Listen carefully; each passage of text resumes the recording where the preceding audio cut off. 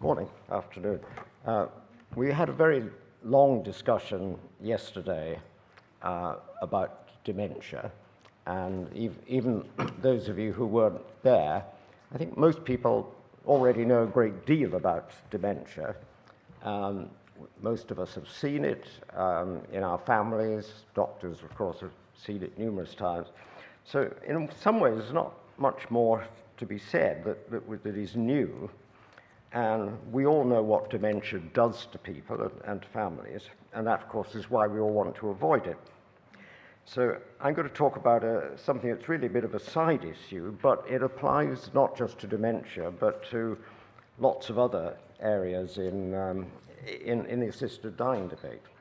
And this is really about the way that so many patients, when they approach a doctor and say, when they're given a diagnosis of dementia, and they say, no, I really would do anything to avoid that. I'm considering assisted dying. It's something I've thought about for a long time.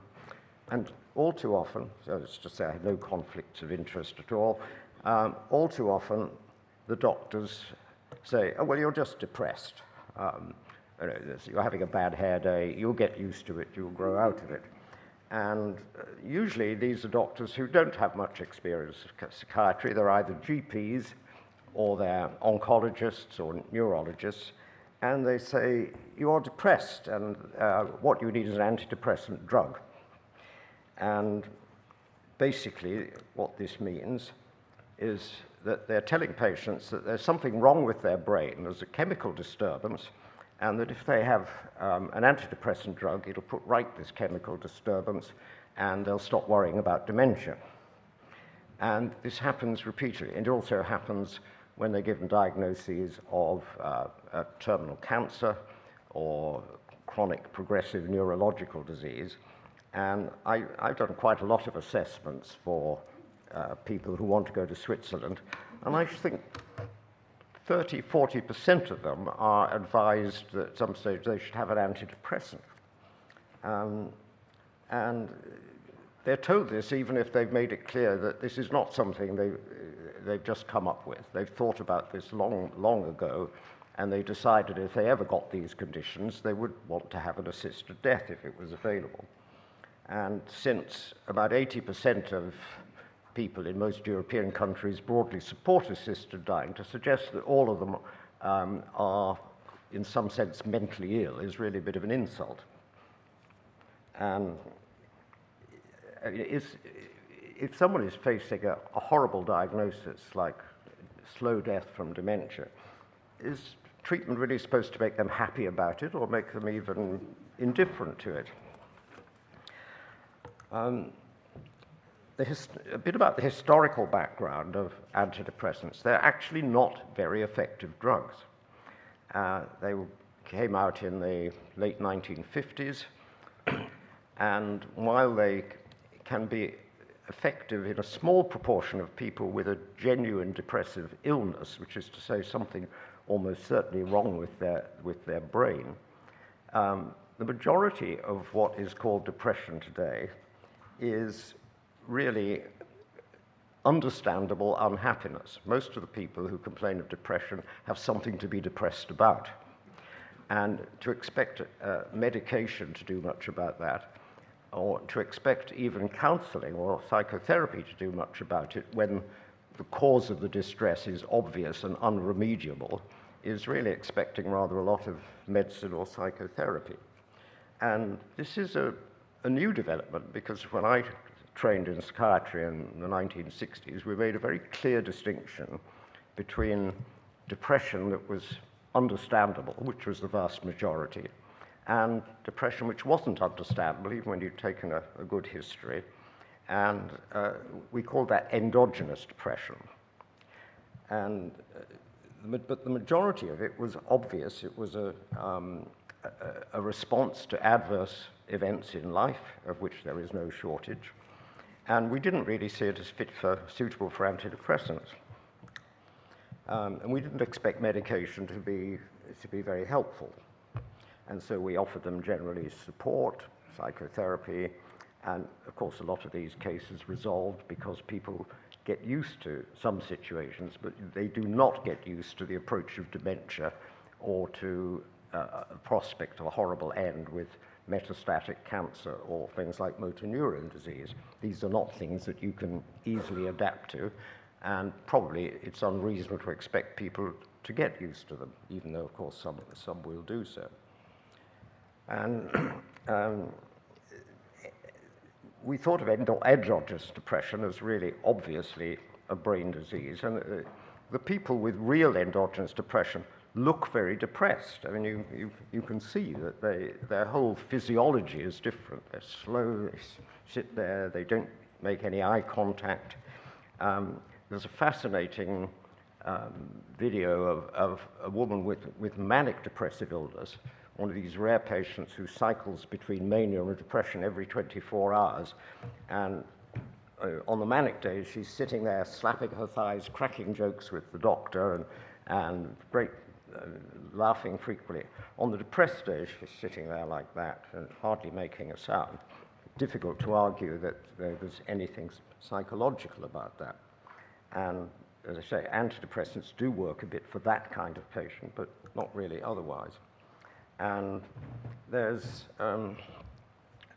some people started criticizing this quite early on, because if antidepressants were much use, you would expect to see changes in the suicide rate. Antidepressant drugs were supposed to nip suicide in the bud and therefore to reduce suicide. It has not happened. The suicide rate in most countries goes up and down according to social and developments, unemployment, that sort of thing. But even though half the population in some places is on antidepressants, there are towns in the neglected parts of Britain where over half the population is taking antidepressants, and yet it has not had much effect on the suicide rate.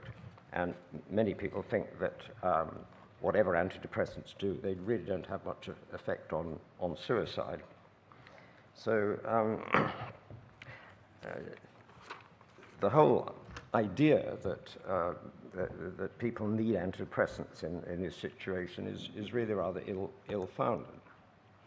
And furthermore, even before COVID made matters a lot worse, the biggest increase in people being on long-term sickness benefits in Britain is not in things like backache or arthritis. It's in psychiatric disorder, most of which comes under the broad heading of depression. So if you look at the actual, I used to blame the dreaded DSM-5, the Diagnostic and Statistical Manual, which is essentially a box-ticking exercise. But actually, if you look at it, it's quite sensible. It says, if you are going to call someone depressed, you need at least 2 weeks of 5 or more of the following, and it must include the first 2. They must have an obviously depressed mood, like the people who don't talk very much, who look down, who look very sad and miserable, and often are slow in their thoughts. And they need to have a reduced interest or pleasure in their usual activities, plus another 3, weight loss, agitation, that sort of thing, and suicidal thoughts. But it also says, do not include symptoms that are clearly attributable to another medical condition. So if you're losing weight because you have cancer, obviously that shouldn't be regarded as depression. And crucially, it says responses to serious illness or disability can include feelings of intense sadness, which may resemble a depressive episode, but such symptoms may be understandable.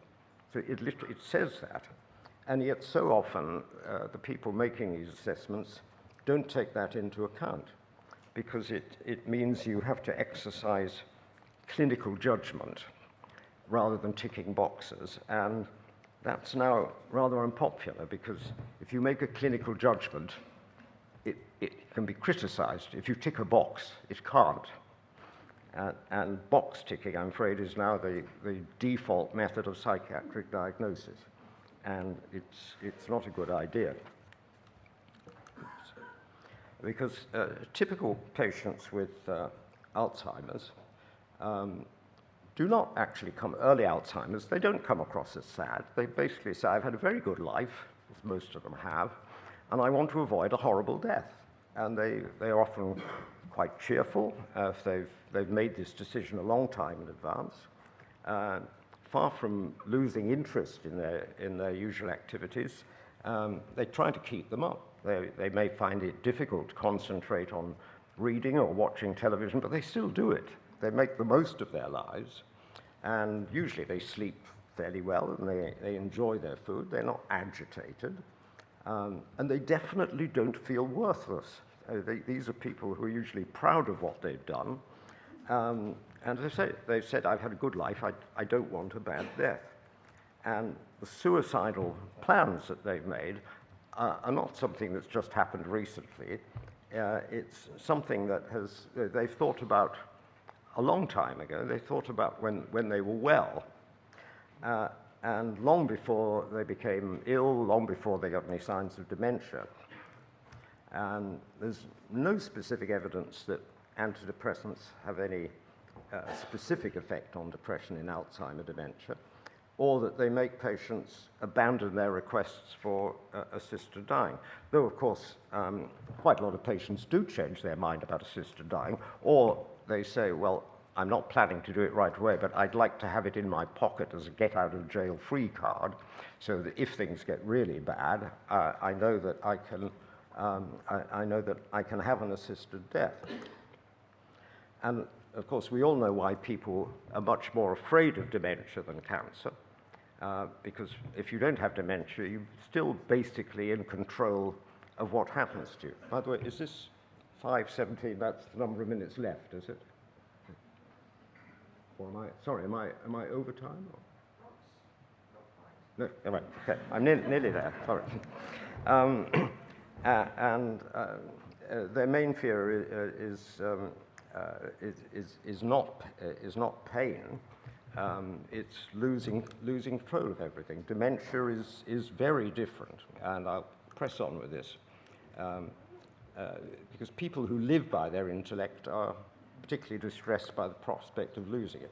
This is what one United States professor wrote down. He's a professor of law. He says, I care mightily about posthumous recollections of my personality.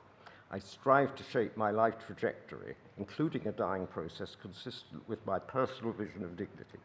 The wish to hasten my post-competence demise is not based on prospective suffering or distress, but rather on my personal vision of intolerable indignity and degradation associated with cognitive dysfunction.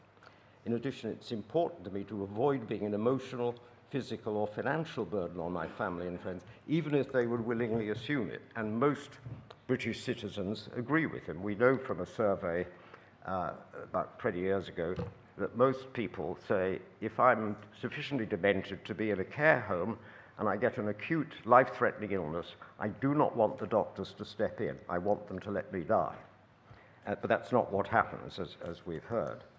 So most British citizens would rather be dead than continue living with dementia when it's reached the stage of care. So I will really finish by just saying that it's the opposition comes mainly from religious fanatics, what might almost call religious Stalinists, proclaiming the sanctity of human life, who cheerfully tortured and hanged and burned people who disagreed with them about the precise nature of Jesus or the Trinity. And I think we should get rid of them.